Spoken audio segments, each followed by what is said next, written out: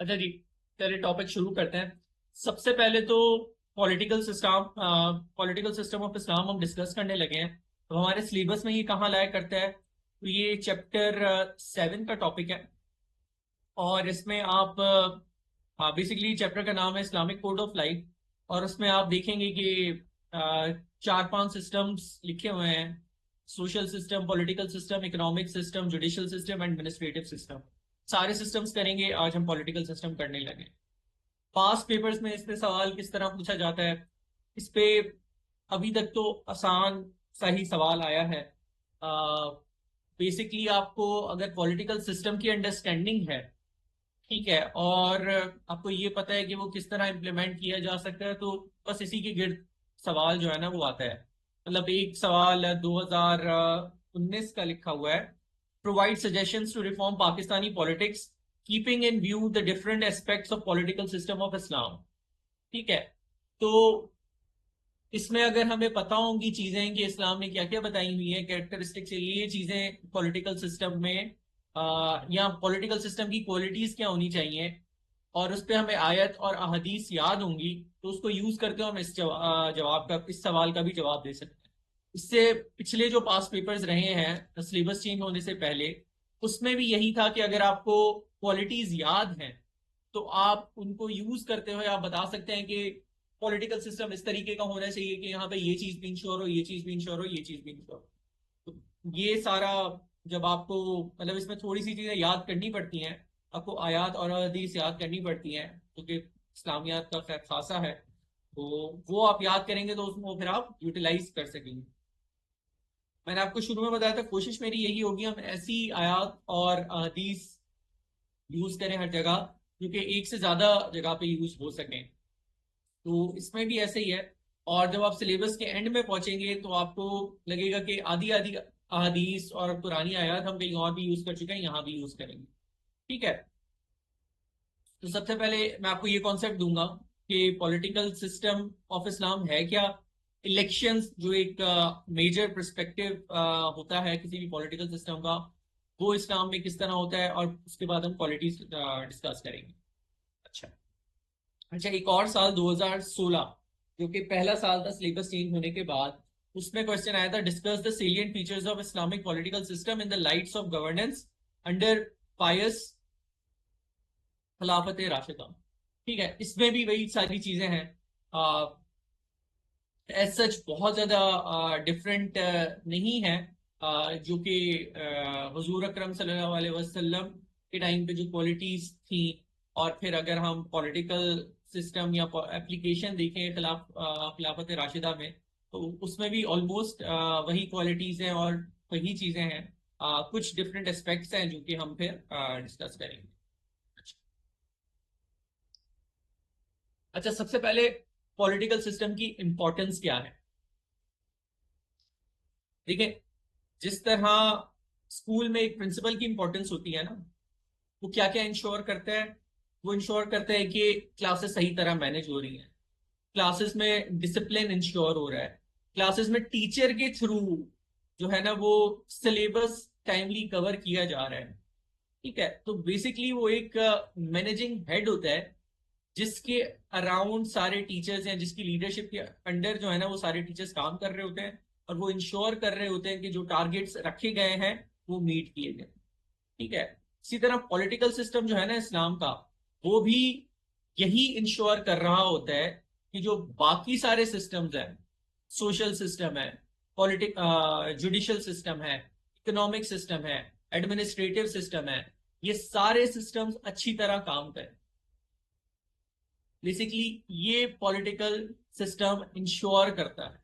तो जो वो आपका इंट्रोडक्टरी पैराग्राफ होगा, आप उसमें पॉलिटिकल सिस्टम की इंपॉर्टेंस बताएंगे। ठीक है, क्या इंपॉर्टेंस है। Political system is such A system which makes all other system work. ठीक है। It is the mother of all. हाँ। अच्छा, अब इसमें जाहिर सी बात है, हम इसको जो पॉलिटिकल साइंस के स्टूडेंट्स होंगे उनको शायद ये बातें बहुत ज्यादा बेसिक लगे। ठीक है। और मैंने इनको बेसिक ही रखा है, क्योंकि अगर हम थोड़ा सा इसको अगर मुश्किल बनाएं या थोड़ी टेक्निकल बातें करें, तो मेरा ख्याल है कि बाकी जो स्टूडेंट्स हैं जिनका पॉलिटिकल साइंस का बैकग्राउंड नहीं है या जिनकी पहली अटेम्प्ट है, उनके लिए मुश्किल हो जाएगा थोड़ा सा समझना। तो ऑब्वियसली जब आप इस्लामियात पढ़ेंगे, बाकी सब्जेक्ट्स पढ़ेंगे, तो शायद 4-5 महीने के बाद आपको लगे कि थोड़ा सा जो है ना डेफिनेशंस और बाकी चीजें बेसिक है, तो आप उनको अपग्रेड कर सकते हैं। ठीक है, मतलब बेसिकली आपको कुरानी आयत और हदीस को यूज करते हुए आगे बढ़ना होगा। लेकिन आप क्या करेंगे, क्योंकि आपकी नॉलेज उस वक्त अपग्रेड हो चुकी होगी, तो आप अपने पैराग्राफ्स बेहतर तरीके से बना सकेंगे, बॉडी पैराग्राफ बेहतर तरीके से बना सकेंगे यूजिंग द सेम आयात एंड हदीस जो भी हम डिस्कस कर रहे हैं। ठीक है। अच्छा, तो इकोनॉमिक सिस्टम, इसको किस तरह पॉलिटिकल सिस्टम इंश्योर करता है कि ये सही तरह काम करे। ठीक है, अभी हमने बोला ना कि पॉलिटिकल सिस्टम इंश्योर्स कि बाकी सारे सिस्टम सही तरह काम कर रहे हैं वो। तो how does political system ensure कि इकोनॉमिक सिस्टम सही तरह काम करे। पॉलिटिकल सिस्टम इंश्योर करता है कि लॉज और पॉलिसीज जो इकोनॉमी को रेगुलेट कर रही हैं वो सही बने। टैक्सेस किस तरह कलेक्ट हो रहे हैं उस पे कानून बनाया जाए। बिजनेसेस किस तरह ऑपरेट हो रहे हैं उस पे कानून बनाया जाए।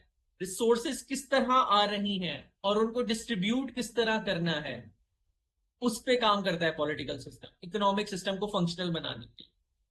ठीक है। इसी तरह जुडिशियल सिस्टम की फंक्शनिंग के लिए भी पॉलिटिकल सिस्टम बहुत इंपॉर्टेंट है। जुडिशियल सिस्टम के लिए कोर्ट्स स्टैब्लिश करता है पॉलिटिकल सिस्टम, जजेस को अपॉइंट करवाता है पॉलिटिकल सिस्टम, इंश्योर करता है कि जो फैसले दिए जाए उनकी इन्फोर्समेंट हो।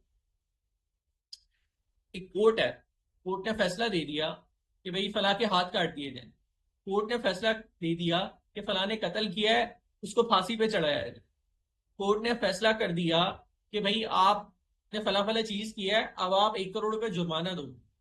इंश्योर कौन कराएगा, फैसला तो आ गया। अगर इंश्योर करने वाले ना इंश्योर कराएं, कोर्ट के तो फैसले की कोई अहमियत नहीं रही। ठीक है, वो कौन इंश्योर कराएगा, वो आपका पॉलिटिकल सिस्टम इंश्योर कराएगा थ्रू इट्स एडमिनिस्ट्रेटिव बॉडीज, कि जो कोर्ट ने फैसले दिए हैं वो इंप्लीमेंट किए जाएं। ठीक है, तो इससे क्या बात प्रूव होती है हमारी, वही बात जो हमने इनिशियली आर्ग्यूमेंट दिया कि पॉलिटिकल सिस्टम क्या इंश्योर करता है, functionality of all other system. इसी तरह एडमिनिस्ट्रेटिव सिस्टम्स। ठीक है, डिपार्टमेंट्स किस तरह बनने हैं, पॉलिटिकल सिस्टम तो बन गया, लीडर्स आपके आ गए, नीचे जो डिपार्टमेंट्स बनेंगे, हेल्थ डिपार्टमेंट बनेगा, एजुकेशन के लिए डिपार्टमेंट बनेगा, ट्रांसपोर्टेशन का डिपार्टमेंट बनेगा, डिफेंस सिस्टम बनेगा, वो कौन इंश्योर कराएगा। उनकी जो एडमिनिस्ट्रेशन है उनको हायर किस तरह किया जाएगा, कौन से लोग वहां पे लगा जाएंगे, ये कौन डिसाइड करेगा, ये पॉलिटिकल सिस्टम आपका डिसाइड करेगा। ठीक है, political system is based on constitution. हाँ ठीक। अच्छा, इसी तरह सोशल सिस्टम को प्रोटेक्ट करने के लिए कानून कौन से बनाए जाएं। ठीक है, सोशल सिस्टम किस तरह, या पॉलिटिकल सिस्टम सोशल सिस्टम के जो पिलर्स हैं या उनके अंदर जो जो चीजें फॉल करती हैं उनकी, या जैसे example human rights, human rights एक आप पिलर कह लें सोशल सिस्टम का है। ठीक है, उसको कौन इंश्योर कराएगा कि ह्यूमन राइट्स ग्रांट किए जा रहे हैं। इक्वालिटी कौन इंश्योर कराएगा, कल्चरल और रिलीजियस टॉलरेंस कौन इंश्योर कराएगा। ठीक है, ये सब सोशल सिस्टम का हिस्सा है, और इंश्योर कौन करा रहा है, पॉलिटिकल सिस्टम। ठीक है, तो ये 4-5 जो मेन सिस्टम है, ये इनकी फंक्शनैलिटी जो है ना वो पॉलिटिकल सिस्टम इंश्योर करना। ये आपका इंट्रोडक्टरी पैराग्राफ हो। अब लास्ट लेक्चर था, उसमें मैंने बोला था कि मैं इतना डिटेल में नहीं जाना चाहता, वो टॉपिक शायद हम डिस्कस कर रहे थे इज्तिहाद और इजमा को डिस्कस करते हुए, कि जब हम कहते हैं कि हमें इस्लाम का पॉलिटिकल सिस्टम अपनाना चाहिए या इस्लामिक सिस्टम को हमें अपनाना चाहिए, इससे क्या मुराद है। बेसिकली ये मुराद होती है कि उसके लीडर्स हम जो है ना वो इस्लामिकली चूज करें। ठीक है, क्योंकि इन प्रिंसिपल तो हम एग्री करते हैं कि जो जो इस्लाम हमें गाइडेंस देता है, ठीक है, कहता है इस्लाम कहता है ट्रांसपेरेंसी इंश्योर करो, हर सिस्टम कहता है ट्रांसपेरेंसी इंश्योर करो, इस्लाम कहता है कि अकाउंटेबिलिटी इंश्योर करो, इस्लाम कहता है कि ह्यूमन राइट्स इंश्योर करो, इस्लाम कहता है कि इक्वालिटी रखो। ठीक है, इस सब पे हर किसी का एग्रीमेंट है। और हर मतलब इस्लामिक पॉलिटिकल सिस्टम भी ये कहता है, दूसरे पॉलिटिकल सिस्टम्स भी यही कह रहे होते हैं। ठीक है, जो समझने में थोड़ी सी मुश्किल आती है ना, वो ये है कि इलेक्शन किस तरह हो, मतलब सिलेक्शन ऑफ लीडर किस तरह हो, जिसको समझा जाता है कि ये बस यही पॉलिटिकल सिस्टम है। ठीक है, तो इस पे डिबेट हो रही थी, तो मैंने बोला था हम इसको नेक्स्ट क्लास में डिस्कस करेंगे, क्योंकि वो फिर टॉपिक भी हमें जल्दी कवर करना था, 12 भी बज रहे होते हैं। तो अभी अगर किसी को इस पे ना सवाल हो तो वो फिर पूछ ले, मैं जब ये टॉपिक एक्सप्लेन करूँ। तो हम देखेंगे कि इस्लाम में इंश्योर किस तरह की गई सिलेक्शन ऑफ लीडर्स। ठीक है, सबसे पहले तो अल्लाह ताला ने हुजूर अकरम सल्लल्लाहु अलैहि वसल्लम पर वही भेजी और उनको पैगंबर बनाया, और उन्होंने इस्लाम का पैगाम आगे पहुंचाया। और वो फिर ये डिसाइड करते थे कि कहाँ का गवर्नर कौन होगा, कहाँ किसको लीडर रखना है, एडमिनिस्ट्रेटिव सिस्टम का हेड कौन होगा। ठीक है, ये सारी चीजें हुजूर अकरम सल्लल्लाहु अलैहि वसल्लम खुद डिसाइड करते थे। क्यों? क्योंकि उनके पास डिवाइन अथॉरिटी थी। ठीक है, चले जब हुजूर अकरम सल्लल्लाहु अलैहि वसल्लम इस दुनिया से चले गए, तो ये चीजें किसने इंश्योर करनी है? ठीक है, अब इसको समझने के लिए हमें क्या नाम है, समझना पड़ेगा कि हुजूर अकरम सल्लल्लाहु अलैहि वसल्लम के बाद क्या हुआ। हुजूर अकरम सल्लल्लाहु अलैहि वसल्लम के बाद सबसे पहले खलीफा कौन थे? हजरत अबू बकर सिद्दीक रजी अल्लाह ताला अन्हु। ठीक है, उनकी सिलेक्शन किस तरह हुई? जब हुजूर अकरम सल्लल्लाहु अलैहि वसल्लम इस दुनिया से गए, तो उस वक्त जो है ना, मुसलमानों में एक तशवीश पाई गई। उस उस वक्त मुसलमानों ने सोचा कि अब एक लीडरशिप का वैक्यूम क्रिएट होने लगा है। ठीक है, और इसको अगर जल्दी फिल नहीं किया गया, तो जो झूठे नबूवत के दावेदार आ रहे थे, ठीक है, वो इस्लामिक सिस्टम में बिगाड़ ला सकते हैं। ठीक है, और जो हमने अपनी सुप्रीमेसी कुछ स्टेब्लिश की है, ठीक है, तो हम उसको खो सकते हैं। ये उस वक्त पूरी एक सोच चल रही थी। तो उस वक्त फैसला ये किया गया कि इसका जल्द से जल्द फैसला किया जाए। और देखें, ये थोड़ा सा कंट्रोवर्शियल टॉपिक भी है, लेकिन हम कंट्रोवर्सी से दूर रहेंगे। और और दूसरी बात ये, जब मैं आपको पुरानी आयत बताता हूँ, वो तो एग्जैक्ट आपको मैं नरेट कर रहा होता हूँ। जब मैं अहदीस की बात कर रहा होता हूँ, वहां पे भी मैं आपको बोल रहा होता हूँ, सेम हदीस को अगर आप सही मुस्लिम में पढ़ेंगे तो वो थोड़ी सी डिफरेंट होगी, अगर आप उसको बुखारी में पढ़ेंगे तो थोड़ी सी डिफरेंट होगी, वर्डिंग्स का डिफरेंस होगा। कुछ जगह पे जैसे दरवाजे का लफ्ज इस्तेमाल किया है, कुछ जगह में दीवान का लफ्ज इस्तेमाल किया होगा, कुछ जगह में कोई और चीज उसके लिए, उस पर्टिकुलर चीज के लिए उसका लफ्ज इस्तेमाल किया गया होगा। ठीक है, तो थोड़े बहुत इसमें डिफरेंसेस इवन हदीस में भी होते हैं। हालांकि हदीस को सही करार देने के लिए बहुत एफर्ट ली जाती है, बहुत चेक्स इंट्रोड्यूस किए जाते हैं। और अभी जो मैं आपको बातें बताऊंगा वो है हिस्ट्री रिलेटेड। ठीक है, तो इसमें ऑब्वियसली अगर आप एक ऑथर का नरेटिव पढ़ेंगे, फिर दूसरे ऑथर का पढ़ेंगे, तो उसमें आपको डिफरेंस लगेगा। जो मैं आपको बात बताऊंगा, ठीक है, मोटी मोटी बात तो चले सही है। जैसे हुजूर अकरम सल्लल्लाहु जैसे हजरत अबू बकर सिद्दीक रजी अल्लाह ताला अन्हु किस तरह नॉमिनेट हुए, वो कंसेंसस के थ्रू नॉमिनेट हुए। वो हजरत उमर रजी अल्लाह ताला अन्हु किस तरह नॉमिनेट हुए, उनको हजरत अबू बकर सिद्दीक ने नॉमिनेट किया। हजरत उस्मान रजी अल्लाह ताला अन्हु किस तरह नॉमिनेट हुए, वो एक काउंसिल के डिसीजन के थ्रू नॉमिनेट हुए।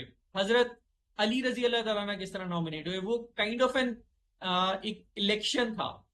ठीक है, या एक पॉपुलर मूवमेंट थी जिसके थ्रू वो नॉमिनेट हुए। तो ये बातें तो सेम रहेंगी, लेकिन जब वो हजरत अबू बकर सिद्दीक की सिलेक्शन की बात आ रही थी, ठीक है, या उन्हें नॉमिनेट किया जा रहा था, तो उस वक्त कौन कौन से सहाबा मौजूद थे, किन सहाबा ने क्या बात बोली, ठीक है, इस पे आपको डिफरेंस मिलेगा। सही है, तो एग्जाम में आप इसकी डिटेल में नहीं जाएंगे। ठीक है, इस एग्जाम में आप इस हद तक रहेंगे कि कंसेंसस हुआ था अमंगस्ट सहाबा, ठीक है। और फिर जो है, और क्योंकि देखिए ना ये बहुत इंटरेस्टिंग टॉपिक भी होता है, तो स्टूडेंट्स आर लुअर्ड, ठीक है, to study more about it. तो ये तो एक नेचुरल सी चीज है, ठीक है, स्पेशली इस तरह के टॉपिक्स को लेके। तो they are bound to come across stuff that differs a lot। ठीक है, आप मेरे ख्याल से पॉइंट समझ रहे होंगे, और कंट्रोवर्शियल टॉपिक है इसलिए मैं इसको ज्यादा से ज्यादा जो है ना वो बस इस हद तक रखना चाह रहा हूं कि आप एग्जाम की हद तक जो है ना इस पे इसको समझें और फिर इस पे अपना ओपिनियन दें। हाँ बिल्कुल, क्यूरोसिटी बहुत ज्यादा अराउज होती है इन टॉपिक्स पे, ठीक है। तो आप पढ़ें, बिल्कुल पढ़ें, अपना ओपिनियन फॉर्म करें, लेकिन एग्जाम में जब आप लिखें भी ना तो इंश्योर करें कि आप नॉन कंट्रोवर्शियल रहें। वहां पे कोई आप ऐसी बात ना कर दें कि ये सही नॉमिनेशन हुई थी या गलत नॉमिनेशन हुई थी, ठीक है। उसके लिए ना मैं ना आप इतने क्वालिफाइड हैं कि उस पर ओपिनियन दे सकें, ठीक है। हम, हाँ, किसी और का ओपिनियन बोरो करके तो वहां लिख सकते हैं, लेकिन हम अपना ओपिनियन उस पर जनरेट करें, मेरा नहीं ख्याल हम इतने क्वालिफाइड हैं। और दूसरी बात ये कि एग्जामिनर भी आपसे इस तरीके का सवाल नहीं पूछेगा, पास पेपर्स उठा के देख लें, तो वहां पे इस तरह का कोई सवाल नहीं होगा कि ये सही इलेक्शन हुए, गलत इलेक्शन हुए, सही नॉमिनेशन हुई नहीं हुई, क्या हालात थे, क्या किसी और को लीडर बनना चाहिए था, इस तरह के सवाल नहीं आते, ठीक है। तो आप भी उसमें नहीं जाइएगा, ये फेटल हो सकती है चीज आपके एग्जाम के लिए, ठीक है। चलिए अब हम उस पे आते हैं। तो ये सारा डिस्क्लेमर देने के बाद अब हम टॉपिक पे आते हैं। अच्छा, तो हजरत अबू बकर सिद्दीक को किस तरह नॉमिनेट किया गया? उनको नॉमिनेट किया गया थ्रू कंसेंसस। जब हुजूर अकरम सल्लल्लाहु अलैहि वसल्लम की वफात हुई तो सहाबा आपस में इकट्ठे हुए और उन्होंने ये बात करना शुरू की कि अब किसको लीडर रखा जाए, ठीक है। तो उस वक्त हजरत उमर और हजरत अबू बकर सिद्दीक रजी अल्लाह तआला अन्हु वहां पे नहीं थे मौजूद, ठीक है। तो उनमें कंसल्टेशन हो रही थी और कुछ सहाबा के नाम आए जिन जिनका ताल्लुक कुरैश से नहीं था। फिर हजरत अबू बकर सिद्दीक भी वहां आए, हजरत उमर रजी अल्लाह ताला भी वहां आए, और कुछ और कुरैश के जो थे वो सहाबा वो वहां पे आए।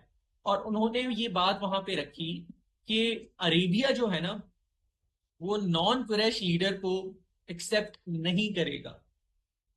अगर हमने किसी ऐसे बंदे को लीडर बनाया जो कि कुरैश से बिलोंग नहीं करता, तो हो सकता है कि एक रेवोल्यूशन की सिचुएशन बर्पा हो जाए, ठीक है, जो कि इस्लाम उस वक्त नहीं इसको बियर कर सकता था, ठीक है। तो वहां पे ये डिसाइड हुआ कि जो भी लीडर हो वो कुरैश से होना चाहिए, ठीक है। तो वहां पे फिर कंसेंसस के थ्रू हजरत अबू बकर सिद्दीक का नाम आया, और उस पर फिर हर किसी ने एग्री किया कि हजरत हजरत अबू बकर सिद्दीक रजी अल्लाह ताला अन्हु को हमारा खलीफा होना चाहिए, ठीक है। तो इस तरह हमारे खलीफा बने।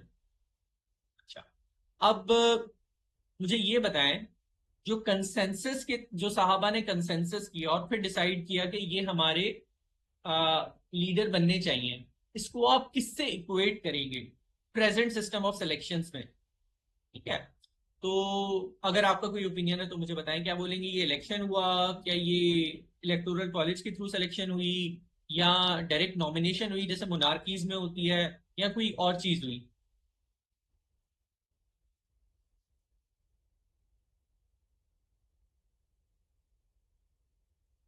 डेमोक्रेटिक नॉमिनेशन, अच्छा।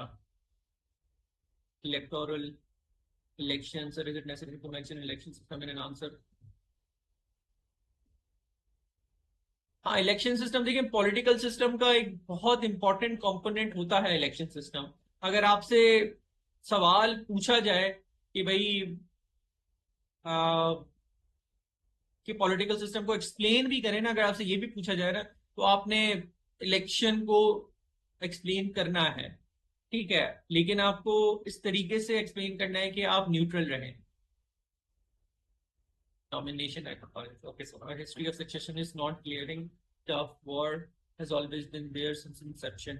हाँ सुलेमान, ठीक है, it's debatable and we can either agree or disagree, लेकिन इस डिबेट में नहीं पड़ते, हम सिर्फ इस पे रहेंगे कि जो हमारा टॉपिक है सेम लाइक पार्लियामेंट्रियंस। अच्छा, ठीक है, पार्लियामेंटेरियंस चूज। देखें, जो सहाबा थे उस वक्त कोई ऐसी बॉडी नहीं थी या किसी ने उनको नॉमिनेट नहीं किया था कि आप लोग ही सिलेक्शन करें। ठीक है, तो वहां पे खुद ही वो जमा हुए थे, ठीक है, एक जगह पे, और फिर उन्होंने वो चीज डिसाइड। तो इसको अगर आप किसी चीज से मिलाना चाहें ना, तो आप एक बोर्ड मीटिंग से मिला सकते हैं। ठीक है, शोरा कंसल्टेशन बिल्कुल सही है, सही है। तो आप जिस तरह कॉर्पोरेट बोर्ड्स में होता है, वहां पे बहुत सारे मेंबर्स होते हैं। ठीक है, चीफ फाइनेंस ऑफिसर होता है, चीफ टेक्निकल ऑफिसर होता है, इस तरह 10-20 किस्म के ऑफिसर्स होते हैं। वो आपस में कंसल्टेशन करके और फिर वो कोई एक लीडर चूज कर रहे होते हैं। ठीक है, हाँ, बोर्ड ऑफ डायरेक्टर्स फिर एक लीडर चूज कर रहे होते हैं। तो ये इस तरह की सिलेक्शन थी, काइंड ऑफ इस तरह की सिलेक्शन, सही है। अच्छा, तो चले, हमें ये तो समझ आ गया कि अगर आप चले बोर्ड ऑफ डायरेक्टर्स या कॉर्पोरेट बोर्ड्स के अलावा अगर किसी इसको किसी और चीज से मिलाना चाह रहे हैं, तो आप पहले 4 सिस्टम्स पढ़ लें, फिर देखिएगा कि सबसे ज्यादा वो जो सिस्टम ऑफ सिलेक्शन था वो किससे रिजेंबल करता है। ये सिर्फ आपकी अंडरस्टैंडिंग के लिए, अगर आप एग्जाम में ये बात नहीं लिखना चाहते तो आप ना लिखें, इससे इससे कोई फर्क नहीं पड़ेगा। लेकिन इलेक्शन की बात आपने, सिलेक्शन ऑफ अ लीडर की बात आपने करनी है पॉलिटिकल सिस्टम के टॉपिक में। चलें, हजरत अबू बकर सिद्दीक रजी अल्लाह ताला अन्हा 632 से 634 तक रहे। अच्छा, उसके बाद हजरत उमर इब्ने खत्ताब रजी अल्लाह ताला अन्हा को लीडर चूज किया गया। अच्छा, उनको किस तरह लीडर चूज किया गया? उनको इस तरह लीडर चूज किया गया कि हजरत अबू बकर सिद्दीक रजी अल्लाह ताला अन्हा की जब वफात का वक्त करीब आया, ठीक है, तो उन्होंने कुछ सहाबा से मशवरा किया, और सहाबा से मशवरा करके फिर उन्होंने डायरेक्टली हजरत उमर रजी अल्लाह ताला अन्हा को नॉमिनेट कर दिया कि मेरे बाद ये लीडर होंगे। और इस पे सब सहाबा ने एग्रीमेंट शो किया। ठीक है, इसलिए वो फिर नॉमिनेट हो गए और फिर उन्होंने कोई 10 साल जो है ना वो रूल किया।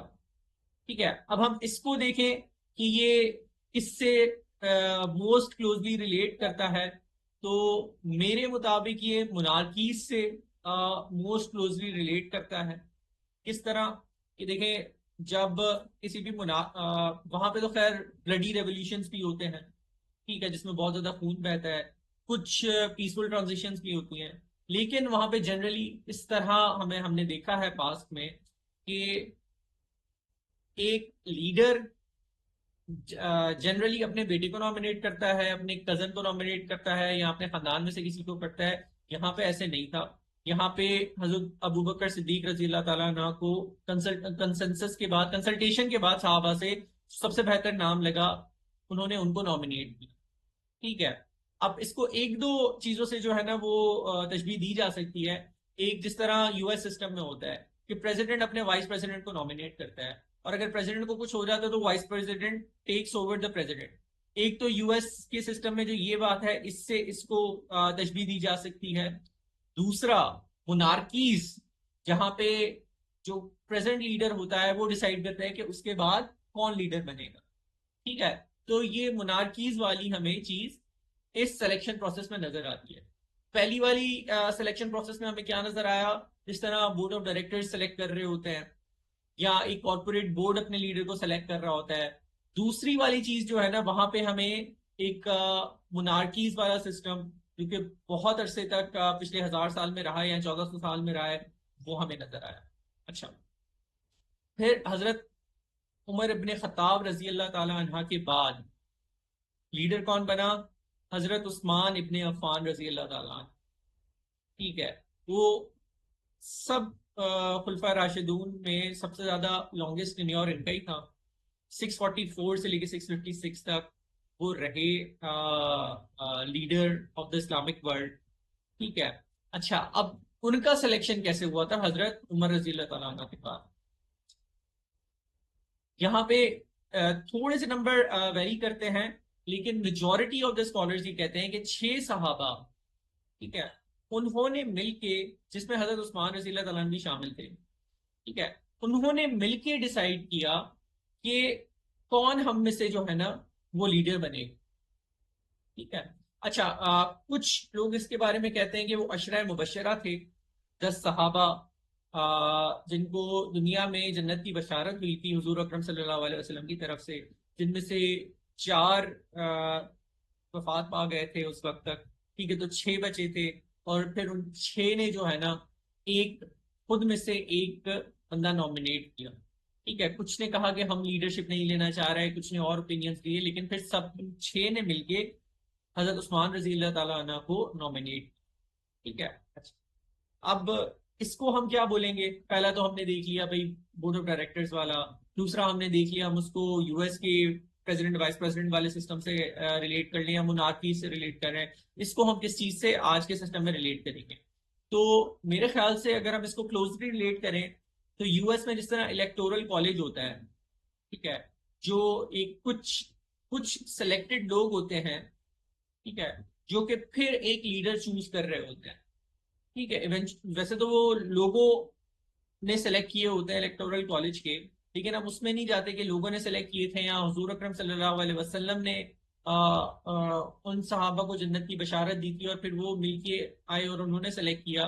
तो हम उनके सिलेक्शन प्रोसेस पे नहीं जाते, लेकिन 6 लोगों की काउंसिल ने फिर एक लीडर सेलेक्ट किया। इसको अगर हम किसी से रिलेट कर सकते हैं तो वो इलेक्टोरल कॉलेज से रिलेट कर सकते हैं, ठीक है, जो कि आजकल यूएस के सिस्टम में इन्वॉल्व। चले, अब हजरत उस्मान रजी अल्लाह तआला अन्हु सेलेक्ट हो गए। अच्छा, इसके बाद जो है हजरत अली रजी अल्लाह तआला अन्हु, मैं भी,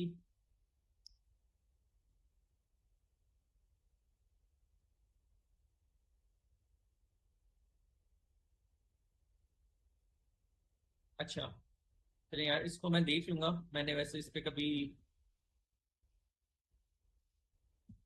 ठीक होता है, चले यार। अच्छा, इसके बाद हजरत अली रजी अल्लाह तआला अन्हु, उनका सिलेक्शन किस तरह होता है? अच्छा, उनका सिलेक्शन इस वक्त थोड़े से टर्बुलेंट टाइम, बल्कि काफी टर्बुलेंट टाइम्स थे, ठीक है।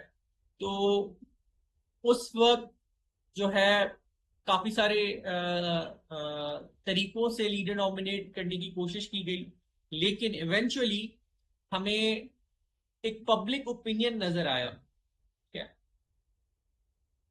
जो मतलब लोगों की राय नजर आई, जिसने फिर ये डिसाइड किया कि हजरत अली रजी अल्लाह ताला अन्हो को leader of the Islamic world होना चाहिए, ठीक है।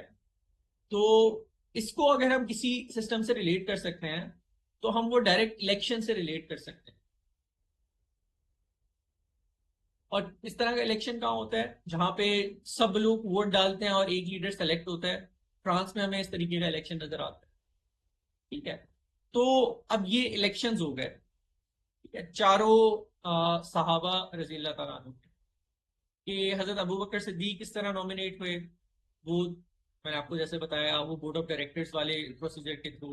उसके बाद हजरत उमर की नॉमिनेशन किस तरह हुई, वो मैंने आपको बताया कि आप उसको रिलेट कर सकते हैं मोनार्की के सिस्टम से रिलेट करके, कह सकते हैं कि भाई इनकी नॉमिनेशन किस तरह हुई।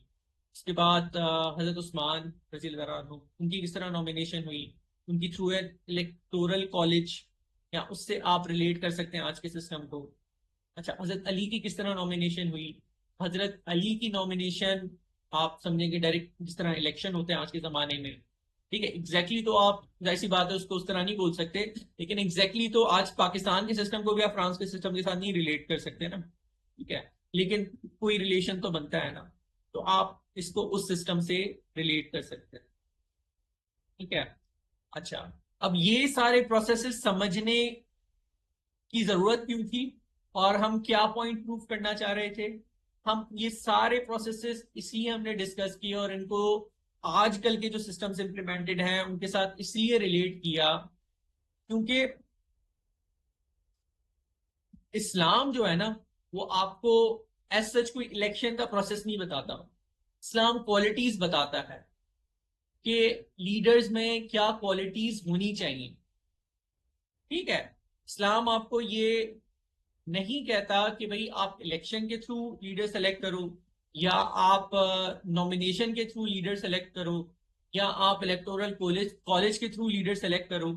इस्लाम आपको बोलता है कि भाई आप ये क्वालिटीज हैं, ये आप एक लीडर में देखो।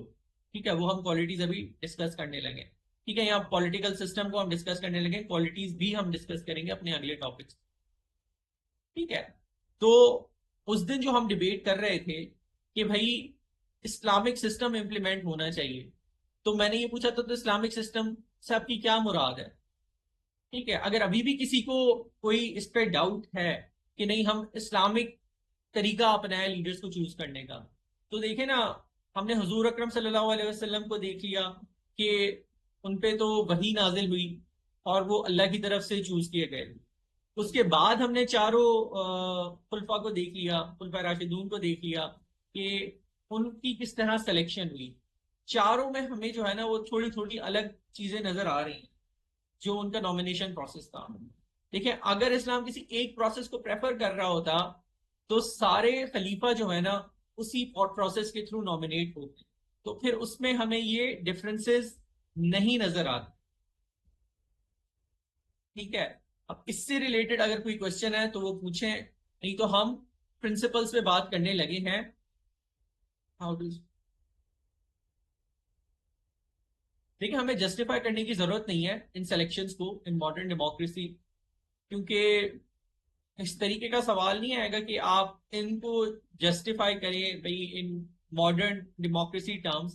बेसिकली आप और अगर let's say for the sake of argument अगर कोई ऐसी जस्टिफिकेशन पूछी जाती है तो भाई इस्लाम में भी जो है ना वो कोई सिलेक्शन प्रोसेस पे कोई रिजिडिटी नहीं है, आप किसी तरह भी सिलेक्शन कर सकते हैं। ठीक है, इस्लाम में आपको इलेक्टोरल कॉलेज जो कि यूएस में प्रोसेस इस्तेमाल होता है आपको वो भी नजर आता है। आपको मोनार्कीज का भी सिस्टम नजर आता है जो कि most of the Islamic world में चलता रहा है। ठीक है, आप आपकी वेस्टर्न वर्ल्ड में चलता रहा है, हमने उस तरह भी नॉमिनेशंस किए हैं। आपको डायरेक्ट इलेक्शंस भी नजर आते हैं। ठीक है, आपको जो है ना वो इस तरह बोर्ड मीटिंग्स होती हैं और कंसेंसस के थ्रू आप एक डिसीजन पे पहुंचते हो वो भी नजर आता है। ठीक है, या जो पहला प्रोसेस है ना अब उसको पार्लियामेंटेरियन फॉर्म ऑफ सिलेक्शन से भी रिलेट कर सकते हैं, लेकिन कॉर्पोरेट वोट शायद थोड़ा सा ज्यादा रिलेटेबल है। I will also- हाँ, तो बस इसी तरह जो है ना हम इसको मॉडर्न डेमोक्रेसी से रिलेट कर सकते हैं। ठीक है, अब हम प्रिंसिपल्स देखते हैं। अब देखिए हमने क्या किया, हमने इंपॉर्टेंस समझी, हमने जो है ना वो इलेक्शन प्रोसेस समझ लिया। अच्छा, और इस्लामिक सिस्टम, अच्छा मेजोरिटी ऑफ द स्कॉलर्स, अगर आप डॉक्टर इसरार को पढ़ें, अगर आप डॉक्टर जाकिर नाइक को सुने, ठीक है, अगर आप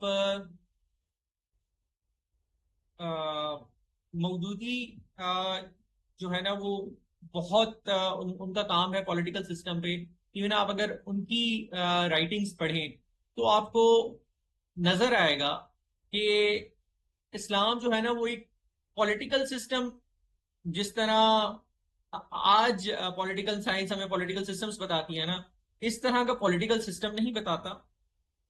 ठीक है, इस्लाम हमें जो है ना प्रिंसिपल्स देता है कि किस तरह जो है आपने मतलब लीडर चूज करना है और आपके पॉलिटिकल सिस्टम की क्या कैरेक्टरिस्टिक्स होनी चाहिए। ठीक है, अच्छा, अब बेसिकली इस्लाम के पॉलिटिकल सिस्टम में जो जो मेन प्रिंसिपल्स या पिलर्स है, ठीक है, वो क्या होगा? सॉवरियनिटी। ठीक है, सॉवरियनिटी किसकी होगी? अल्लाह की होगी। ठीक है, अगर हम डेमोक्रेसी या कम्युनिज्म में देखेंगे, ठीक है, तो वहां पे सॉवरियनिटी किसकी होती है? डेमोक्रेसी में किसकी होती है? डेमोक्रेसी में लोगों की सॉवरियनिटी होती है। ठीक है, कम्युनिज्म या सोशलिज्म में किसकी होती है? बेसिकली कम्युनिस्ट पार्टी की होती है। ठीक है, सोर्स ऑफ लॉ इस्लाम में किसके मतलब कौन से सोर्सेज ऑफ लॉ होंगे इस्लाम में, हम डिटेल में ये टॉपिक पढ़ चुके हैं। कुरान एंड सुन्ना प्राइमरी सोर्सेज होंगी। बाकी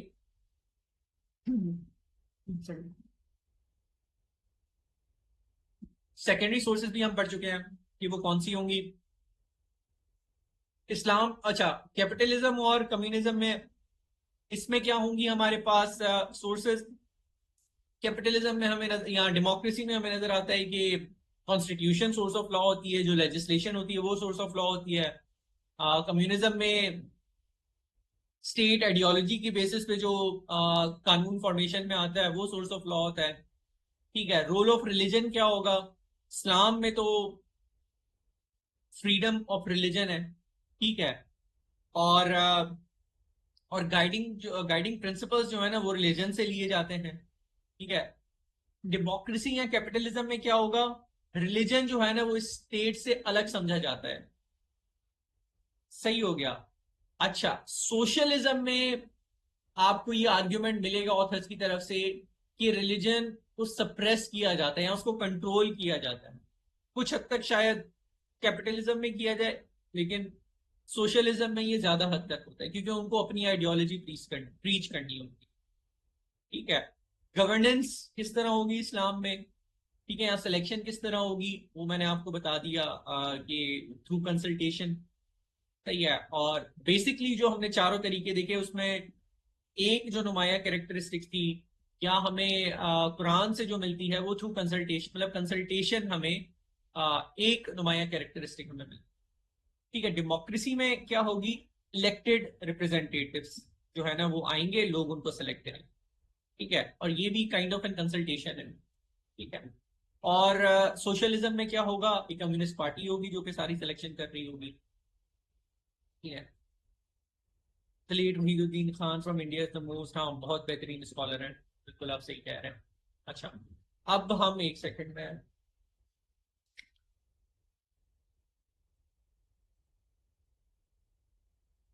अच्छा अब हम प्रिंसिपल्स देख लेते हैं पॉलिटिकल सिस्टम में क्या क्या होते हैं। मैं इनको स्लाइड में भी कन्वर्ट कर दूंगा, आपको पढ़ने की मतलब ये लिखने की जरूरत नहीं है। अच्छा, सबसे पहले rule of law. Rule of law की पहले भी हम आयात पढ़ चुके हैं कि एक पॉलिटिकल सिस्टम में रूल ऑफ लॉ को इंश्योर किया जाए। ठीक है, अब इसमें आप कुरानी आयत क्या कोट कर सकते हैं। इसमें एक पुरानी आयत है, आयत नंबर, यार क्लियर नहीं लिखा हुआ इसमें, खैर चले आयत में आपको बता देता हूँ, रेफरेंस मैं इसका एग्जैक्ट ढूंढ के आपको सेंड कर दूंगा। मतलब जब प्रेजेंटेशन बनाऊंगा तो आपको मिल जाएगी। एंड जज between them by what Allah has revealed and do not follow their desires. ठीक है, तो अल्लाह हमें क्या हुक्म दे रहा है कि उनमें फैसला करो अल्लाह के हुक्म के मुताबिक, और उनकी ख्वाहिशात के मुताबिक मत करो। ठीक है, और हमें इसमें अगर हदीस कोट करनी है तो हम इसमें वो हदीस कोट कर सकते हैं जो कि हमने पहले पढ़ी थी। हुजूर अकरम सल्लल्लाहु अलैहि वसल्लम के जब पास एक बंदा सिफारिश ले, जब एक सहाबी सिफारिश लेके आए थे, किसके लिए, एक लड़की जिसका नाम फातिमा था उसके लिए, जिसका ताल्लुक एक अमीर कबीले से था उस टाइम पे।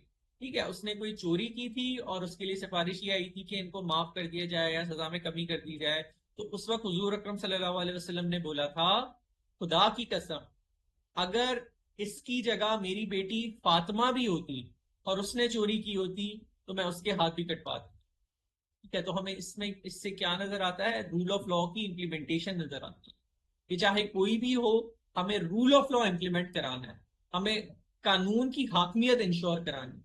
ठीक है, ये इस्लामिक पॉलिटिकल सिस्टम में एक नुमाया क्वालिटी है जो कि इस्लाम प्रीच करता है, जो कि हदीस से भी हमें नजर आती है, जो कि खुलफा राशिदून के एक्ट्स से भी हमें नजर आती है। अच्छा, दूसरी बात, कंसल्टेशन इन गवर्नेंस।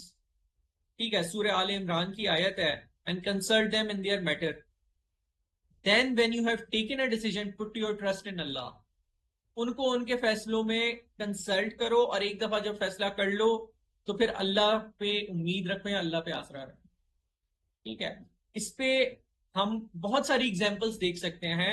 हमने गजवात बहुत ज्यादा स्टडी किए हैं, हमने गजवा बदर स्टडी किए हैं, हमने गजवा ओहद स्टडी किया, हमने गजवा खंदक स्टडी की है, हमें ग़ज़वा ओहद में नजर आता है कि हुजूर अकरम सल्लल्लाहु अलैहि वसल्लम ने सहाबा से मशवरा किया कि हमें कहाँ जाके अपना पड़ाव डालना चाहिए। ठीक है। तो हुजूर अकरम सल्लल्लाहु अलैहि वसल्लम समझते थे कि हमें मदीना में ही रुकना चाहिए। ठीक है। लेकिन सहाबा ने कहा कि नहीं, हमें ओहद के पहाड़ के पास जाके जो है ना वो पड़ाव डालना चाहिए और वहां से हमें लड़ना चाहिए, जहां पे हमें जाके लड़ना चाहिए।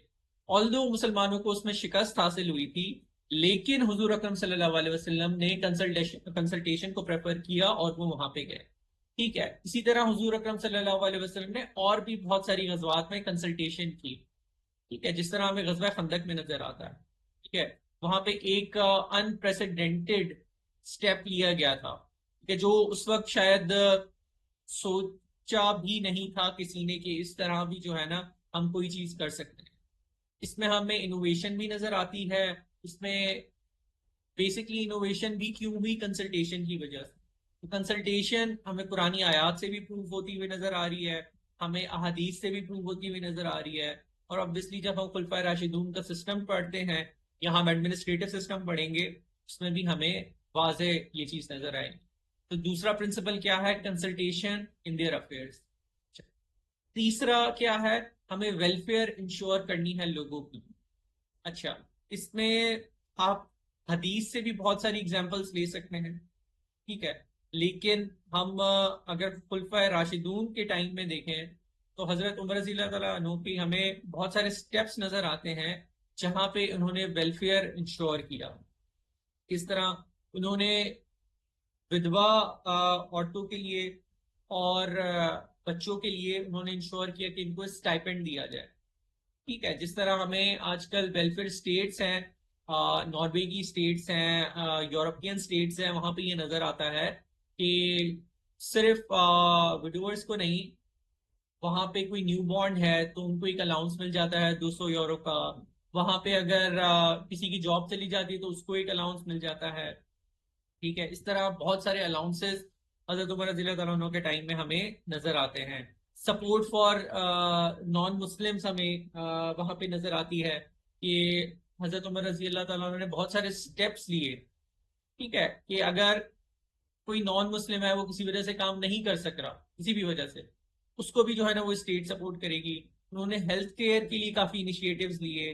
उन्होंने एक फेमाइन का टाइम आया था। ठीक है। कहत का टाइम आया था। तो उस वक्त उन्होंने ये जो हाथ काटने वाली सजा है इसको क्या नाम है डिले कर दिया था कि भाई इस दौरान अगर किसी ने रोटी चोरी की या कुछ किया तो उसके हाथ नहीं काटे जाएंगे। ठीक है। तो बेसिकली ये सारी चीजें क्या हैं?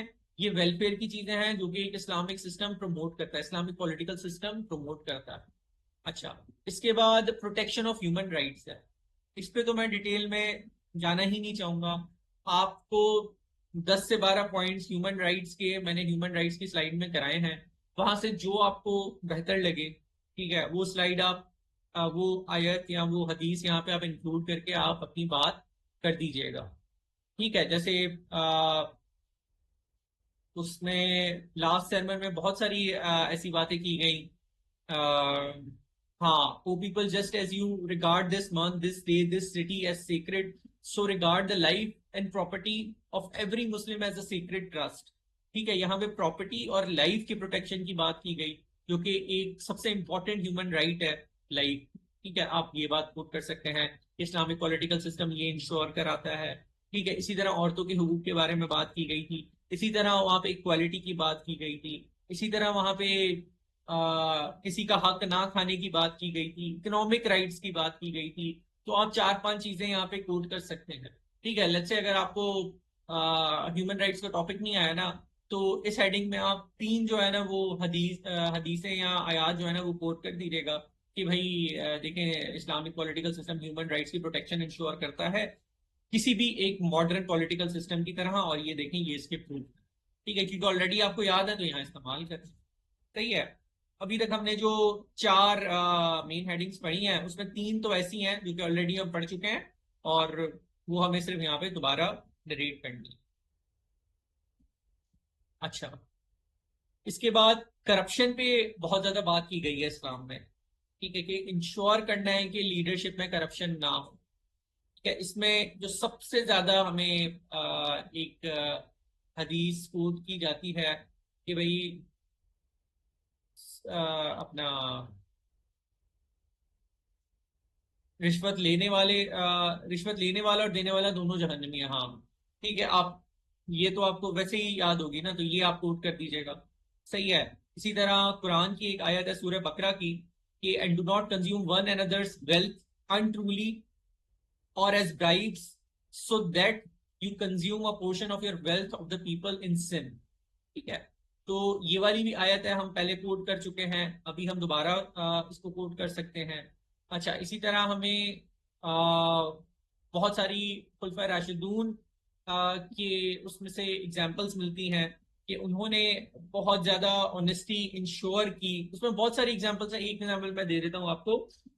हजरत उमर रज़ी अल्लाह तआला अन्हु बैठे हुए थे अ, उनकी ऑफिस के प्रेमिसेस, ठीक है, और वहां पे वो कोई प्राइवेट काम करने लगे या प्राइवेट बात किसी से डिस्कस करने लगे। तो वो रात का टाइम था और वहां पे जो है ना वो मोमबत्ती जल रही थी। तो उन्होंने उस मोमबत्ती को बुझा दिया। क्यों बुझा दिया? उन्होंने बोला अभी तो मैं अपनी प्राइवेट बात डिस्कस करने लगा हूँ।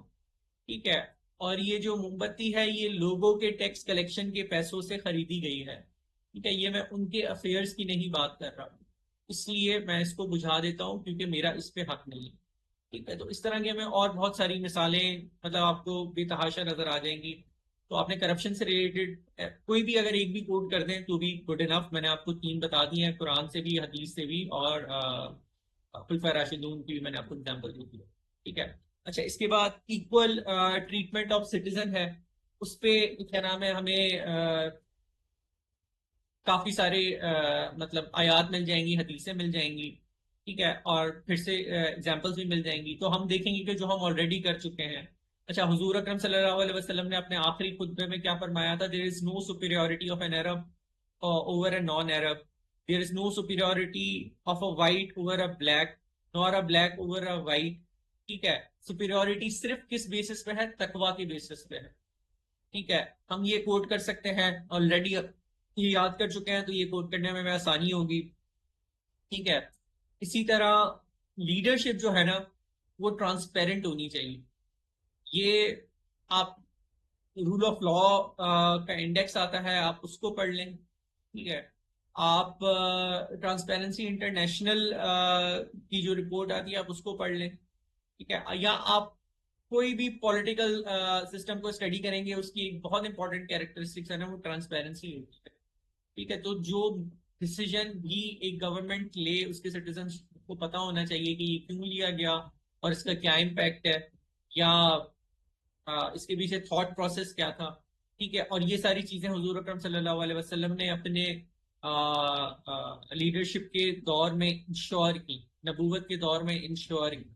ठीक है, हमें बहुत सारी गजवात में ये नजर आता है कि वो बहुत ज्यादा जब ये बांटा जाता था माले गनीमत, तो उसमें ये बहुत ज्यादा इंश्योर करते थे कि जब ये बांटा जाए तो ये इस तरीके से बांटा जाए कि हर किसी को पता हो कि किसको क्या मिल रहा है, और हर किसी में to the best of his ability वो इंश्योर करते थे कि इक्वली चीजें डिस्ट्रीब्यूट हो या इक्विटेबली चीजें डिस्ट्रीब्यूट हो। ठीक है, और यही चीजें फिर हमें हजरत अबू बकर सिद्दीक रजी अल्लाह तआला अन्हु के भी दौर में नजर आती हैं। हमें ये चीजें और बहुत सारे सहाबा के भी दौर में नजर आती हैं। हमें स्पेशली जक़ात फंड्स की जब डिस्ट्रीब्यूशन की जाती थी हजरत अबू बकर सिद्दीक रजी अल्लाह तआला अन्हु के दौर में, तो वो इंश्योर करते थे कि कहाँ से कितनी कलेक्शन हुई, ठीक है, किसको कितना कुछ मिला, वहां पे जो जक़ात कलेक्ट करने के लिए लोग बैठे हैं उनको हमने कितना दिया, ये सारी चीजें जो है ना वो नोट की जाए। हजरत उमर रज़ी अल्लाह अन्हु के दौर में ये होता था कि एक रजिस्टर मेंटेन किया जाता था जिसमें सारी कलेक्शंस नोट की जाती थी और वो पब्लिकली डिस्प्ले किया जाता था। ठीक है, ताकि कल को ये उंगली ना उठा सके कि भाई आपने कलेक्शन ज्यादा की, डिस्ट्रीब्यूशन कम हुई तो बीच से कहाँ चला गया अमाउंट। ऐसे सवालात भी उठे लेकिन उनके फिर जवाबात भी दिए गए कि भाई ये सारी कलेक्शन थी, इतना पैसा यहाँ से आया और फिर ये हमने आगे इस तरह डिस्ट्रीब्यूट किया। ठीक है, तो ट्रांसपेरेंसी एक बहुत इंपॉर्टेंट कैरेक्टरिस्टिक है इस्लामिक पॉलिटिकल सिस्टम की। दूसरी इसके अलावा क्या इंपॉर्टेंट कैरेक्टरिस्टिक है? ट्रीटीज एंड एग्रीमेंट्स को रिस्पेक्ट करना। ठीक है, अब आप मुझे बताएं कि हमने जो टॉपिक्स पढ़े हैं उसमें कौन सी दो ट्रीटीज या एग्रीमेंट्स या दो चार जो भी हमने पढ़ी हैं कोई एक ही बता दें कि उस वहां पे उसको, मतलब जो भी ट्रीटी थी उसको एडहेयर किया गया और उसकी बहुत ज्यादा पासदारी की गई। बेहतरीन सुलह हुदैबिया सबसे ज्यादा जो हमें नजर आता है ना कि वो ट्रीटी अपेरेंटली हमारे खिलाफ जा रही थी, उसमें शायद 90-95% हमारे खिलाफ जा रही थी, लेकिन फिर भी हमने इंश्योर किया कि उसकी हर एक एक चीज को हम माने। ठीक है, इसके अलावा जो है ना कॉन्स्टिट्यूशन ऑफ मदीना में भी हमें ये चीजें नजर आती हैं, लेकिन treaty of Hudaibiya is a prime example. ठीक है, फिर मैं इसकी डिटेल में नहीं जाता क्योंकि ऑलरेडी हम इसको डिटेल में कर चुके हैं, तो यहाँ पे आप उसकी एग्जाम्पल दे सकते हैं। ठीक है, मेरे ख्याल से ये 9 कैरेक्टरिस्टिक्स या 10 कैरेक्टरिस्टिक्स हो गई हैं, एक दो और मैं बता देता हूँ। अच्छा, प्रोटेक्शन ऑफ माइनॉरिटीज। हाँ बस मुझे जाना ही है, तो इसीलिए मैं जल्दी रैप अप कर रहा हूँ। अच्छा, प्रोटेक्शन ऑफ माइनॉरिटीज, हमें इंश्योर करना है कि जो माइनॉरिटीज हैं उनके राइट्स प्रोटेक्ट रहें। ठीक है, या रिलीजियस फ्रीडम आप इसकी हेडिंग दे सकते हैं, या religious freedom and protection of minorities करके आप दे सकते हैं। ठीक है, कि और इसमें फिर आयात आप क्या कोट कर सकते हैं, there is no compulsion in religion, ये तो आपको रट जानी चाहिए। ठीक है, ये सूरह बकरा की आयत है 256।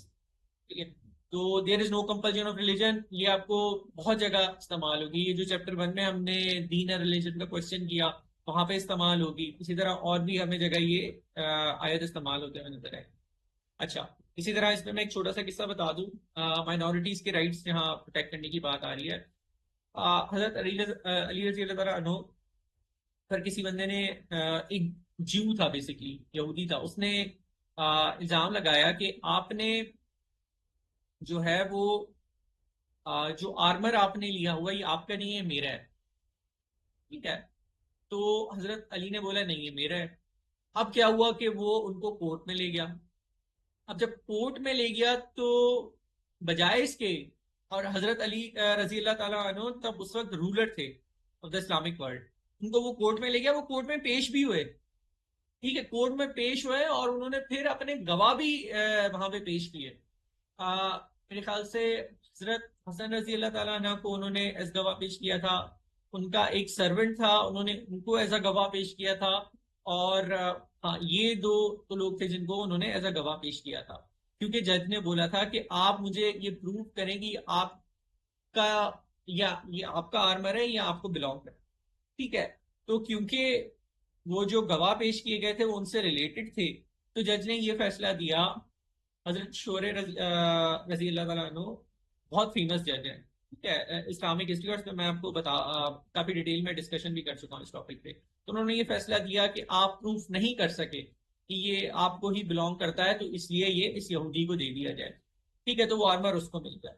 तो वो यहूदी इतना इंप्रेस हुआ इस जस्टिस सिस्टम से कि एक तो ruler of the Islamic world, ठीक है, जो उस वक्त तक अगर सबसे बड़ी नहीं तो one of the biggest empires थी दुनिया में। ठीक है, उसका रूलर एक तो कोर्ट में आता है, पेश होता है जज के सामने, उस वक्त ऐसा नहीं होता था।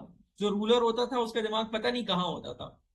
तो ये शायद ना सोचने वाली बात हो कि स्पेशली इस्लाम से पहले, हुजूर अकरम सल्लल्लाहु अलैहि वसल्लम से पहले, कि कोई बंदा आएगा जो रूलर किसी इतने बड़े एम्पायर का हो, वो जज के सामने पेश होगा और फिर गवाह भी पेश करेगा और अपनी सफाई पेश करेगा और उसके खिलाफ फैसला चला जाएगा।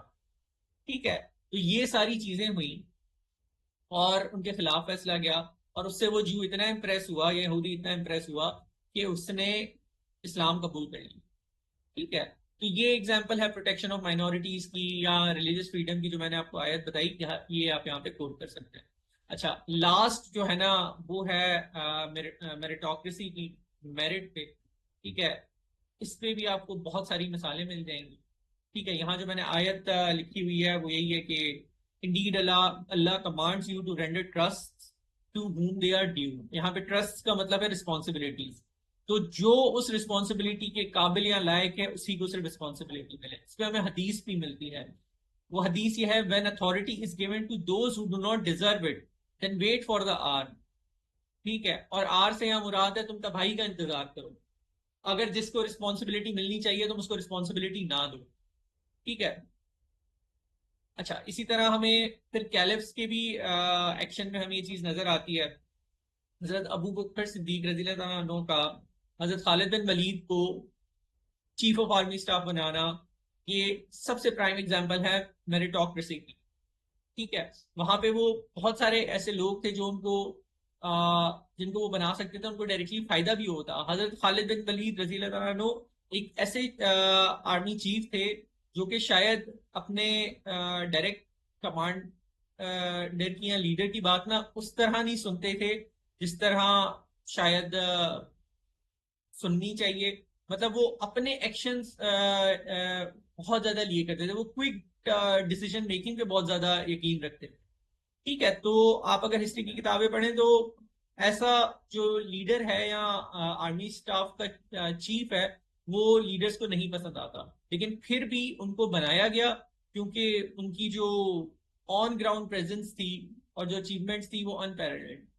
ठीक है, तो मेरिटोक्रेसी के लिए भी हमने पुरानी आयत भी पढ़ ली, हदीस भी पढ़ ली, और फिर हमने एक एग्जाम्पल भी देख ली।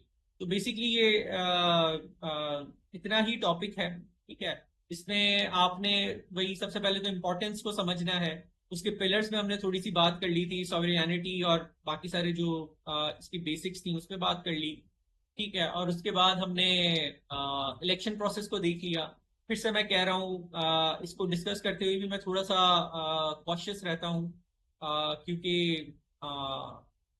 कंट्रोवर्शियल टॉपिक तो है। ठीक है, तो आप इसको नॉन कंट्रोवर्शियल रखिएगा। सही है, ये चीज मैं बार बार इसलिए रिपीट कर रहा हूँ क्योंकि स्टूडेंट्स को मैंने देखा है, वो इवन ऐसे में ऐसी चीजें करके आ जाते हैं जो कि नहीं करनी चाहिए, जहाँ पे उनको स्टेट के खिलाफ नहीं बातें करनी चाहिए, फौज के खिलाफ नहीं बातें करनी चाहिए, अपने आर्ग्यूमेंट्स को इंटेलिजेंट रखना होता है, लेकिन वो फिर वो ऐसी बातें करके आ जाते हैं, और मैं फिर जब उनके पेपर्स चेक कर रहा होता हूँ और उसमें यही चीजें नजर आती हैं। इस्लामियत में भी ये इंश्योर करना है आपने कि आपने कंट्रोवर्शियल नहीं रहना। ठीक है, और उसके बाद जो है ना, फिर वही हमने जो इक्वालिटीज देखी पॉलिटिकल सिस्टम ऑफ इस्लाम की क्या होनी चाहिए, वो हमने डिस्कस की। अच्छा, बाकी क्वेश्चंस मैं अभी, अगर आपके पास बहुत कोई अर्जेंट क्वेश्चन है तो दे दें, वरना फिर अभी मुझे जाना था 11:30 बजे। तो मैं चलता हूँ। हजरत अली ने कहा था फरमाइन में खाने की चीजें चोरी करे तो हाथ काटने नहीं चाहिए। मैंने किसी मेंटोर से सुनी की ये बात। अच्छा ठीक है, आप वैसे ये हजरत उमर के भी दौर में हुआ था। अच्छा, curtailment political polarization in Pakistan for is it possible to have such questions? Curtailment of political polarization in Pakistan in light of Islamic political system, is it possible to have such questions? सोचना पड़ेगा। अच्छा, अब चले हम जब ये question attempt करेंगे ना, तो मुझे याद दिला दीजिएगा, ऐसा कोई क्वेश्चन अटेम्प्ट कर लेंगे, क्योंकि देखें ये थोड़ा सा ऐसा क्वेश्चन है कि हम कटेल किस तरह करें पॉलिटिकल पोलराइजेशन को। तो इसमें ना सोचना पड़ता है, ब्रेनस्टॉर्म करना पड़ता है, और फिर आयात और अहदीस ऐसी ढूंढनी पड़ती हैं जहां पे ये चीज प्रैक्टिकली हुई हो। तो 5-6 मिनट इसमें लगते हैं, और फिर आप एक अच्छे आंसर फ्रेम करने की हालत में आते हैं। ठीक है, तो इसको फिर थोड़ा डिटेल में देखना पड़ेगा। फिर लास्ट लेक्चर्स की 71 स्लाइड्स हैं, आप कह रहे थे। हाँ यार, मैं देखें इसकी भी स्लाइड्स नहीं बना सका, जो आज का लेक्चर है। तो वो जो लास्ट लेक्चर्स की 5-6 स्लाइड्स हैं, वो मैं, आप वो भी कल छुट्टी है तो वो भी कर लूंगा मैं इंशाल्लाह, और ये वाली भी मैं स्लाइड्स बना के आपको दे दूँ। ठीक है, तो अभी मुझे जाना है, तो फिर लेट्स कॉल इट ऑफ, और फिर इंशाल्लाह कल मिलते हैं इंशाल्लाह।